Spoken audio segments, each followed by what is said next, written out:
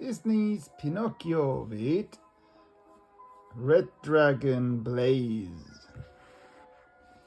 Disney's Pinocchio.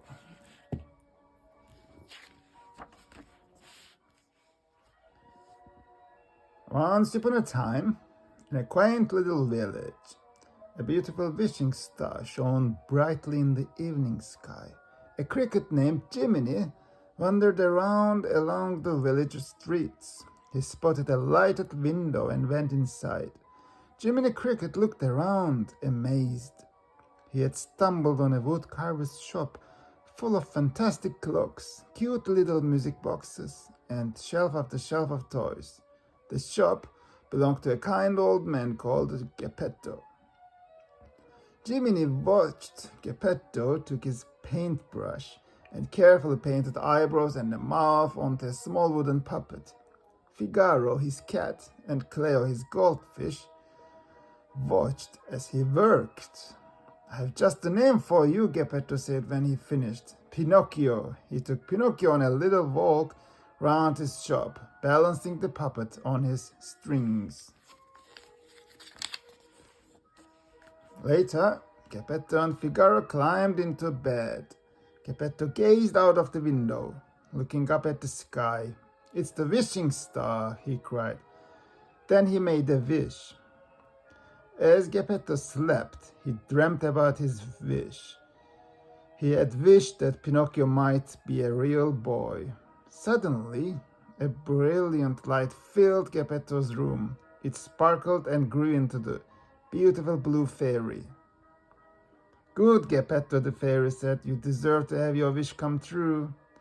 She waved her magic wand over Pinocchio and saying, "Little puppet made of pine, wake, the gift is thine." "Am I a real boy?" Pinocchio asked. "Not yet," the fairy explained. "First you must prove yourself brave, truthful and unselfish. You must learn to choose between right and wrong." The blue fairy told Pinocchio that he must let his conscience be his guide. And with a little coaxing from the blue fairy, Jiminy Cricket agreed to be his conscience. Then she was gone. Geppetto, hearing strange noises, jumped out of the bed.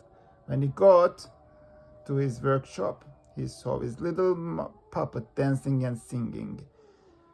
Overjoyed, Geppetto lifted Pinocchio into the air and hugged him close. The next morning, Geppetto walked Pinocchio outside and pointed to all the children passing by.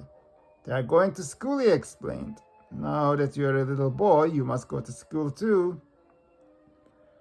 Hoping to make Geppetto proud, Pinocchio hurried off. He didn't realize that two sneaky-looking characters were watching him. "A live puppet with no strings," the fox exclaimed. "We can sell him to Stromboli, the puppeteer."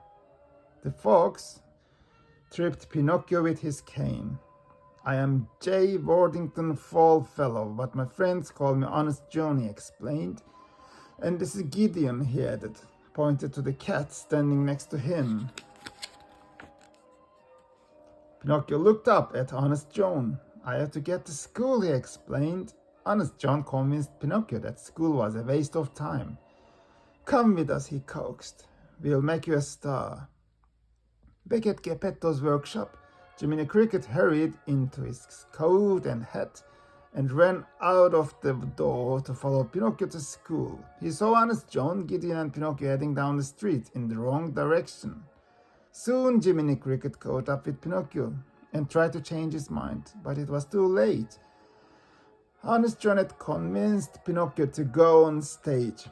They were going to see Stromboli the puppeteer. Honest John let Pinocchio right in the Stromboli's greedy hands. That night, Pinocchio made his stage debut with Jiminy Cricket in the audience. Everyone was amazed to see a dancing, singing puppet with no strings. When the show was over, the crowd applauded wildly and threw cold coins at Pinocchio's feet. Pinocchio loved all the attention, and Stromboli loved all the money the little puppet had made him. Later that night, Pinocchio couldn't wait to get home and tell Geppetto all about his new career. When Stromboli heard Pinocchio talking about going home, he threw him in a cage and locked the door.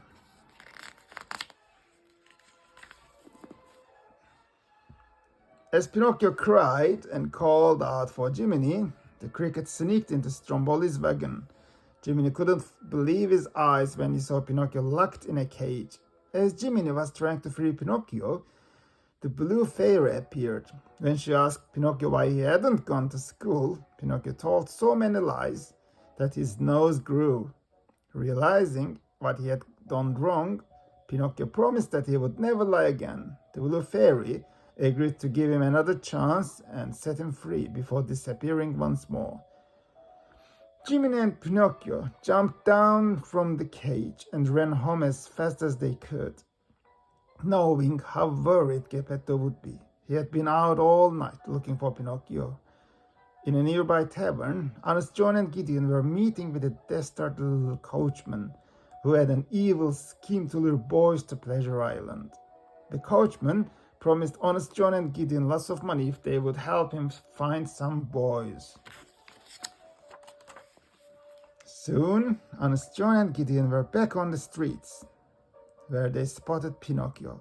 Preventing that Pinocchio looked sick, Honest John convinced the little puppet that he needed some rest and relaxation on Pleasure Island. Honest John and Gideon led Pinocchio down the street. They told him all about the wonders of Pleasure Island. Games, toys, candy, rides, and it was all free. Poor Jiminy tried to catch up with them, but again it was no use.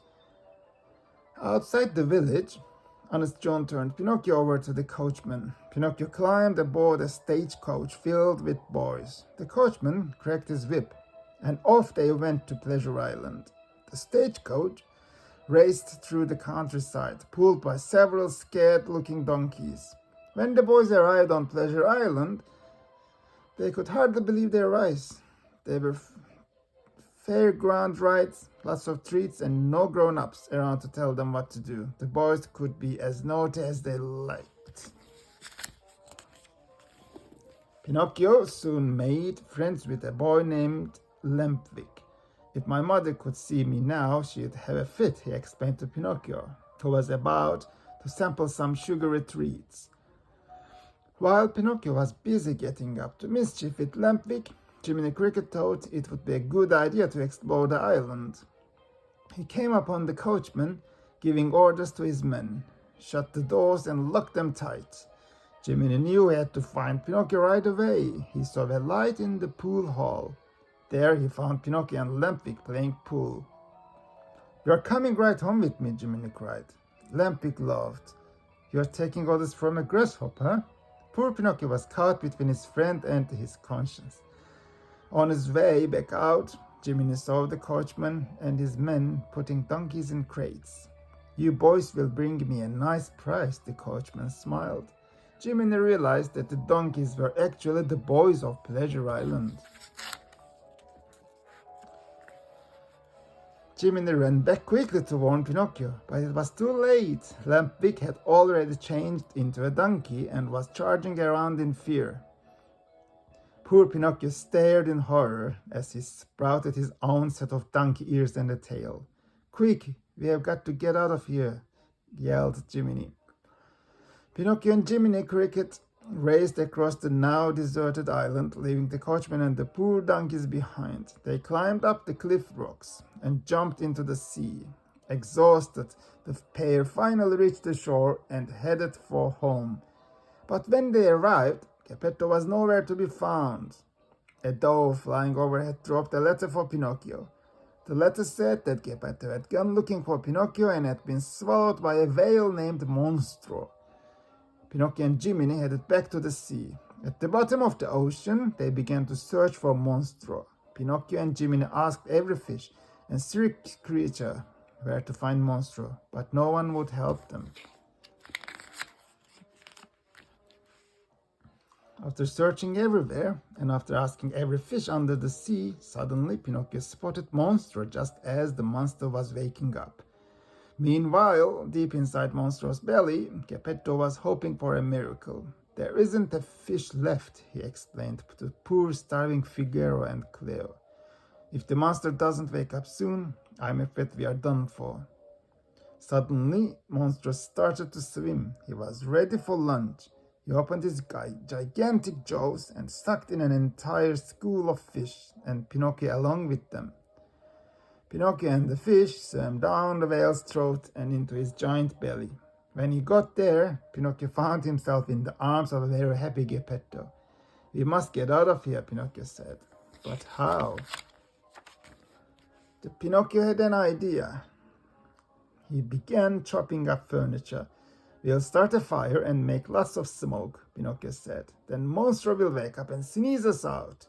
Monstro soon felt the fire in his belly. Inside, everyone quickly jumped onto a raft that Geppetto had built and paddled towards the whale's throat. When Monstro let out an enormous sneeze, he believed the raft out to sea. Monstro was furious. Seeing the raft bobbing up ahead, he chased Pinocchio and Geppetto, who were holding onto the raft for dear life. Monstro reached the raft and smashed it into pieces with his tail. Pinocchio, holding on to Geppetto, swam with all his might. Bravely, he managed to lead Monstro into a collision with the rocks. Pinocchio had made sure that Geppetto got safely to shore. Geppetto came to and saw Cleo in her bowl and Figaro lying safely on the shore beside him. But when Geppetto looked around for his little son, he found him lying face down in the water. Geppetto gently picked Pinocchio up and carried him home. Once inside, Geppetto laid Pinocchio onto his bed and knelt beside him, wishing with all his heart for Pinocchio to wake up. Suddenly, the blue fairy appeared. She waved her wand over Pinocchio, saying, "You have proven yourself brave, truthful, and unselfish. Now you will become a real boy." The lifeless wooden boy was suddenly transformed into a real live boy. Geppetto was so happy that his wish had finally come true. He wound his music boxes and they all began to dance. What a celebration they had! The woodcarver, his son, the cat, the goldfish, and the wise cricket named Jiminy. The end.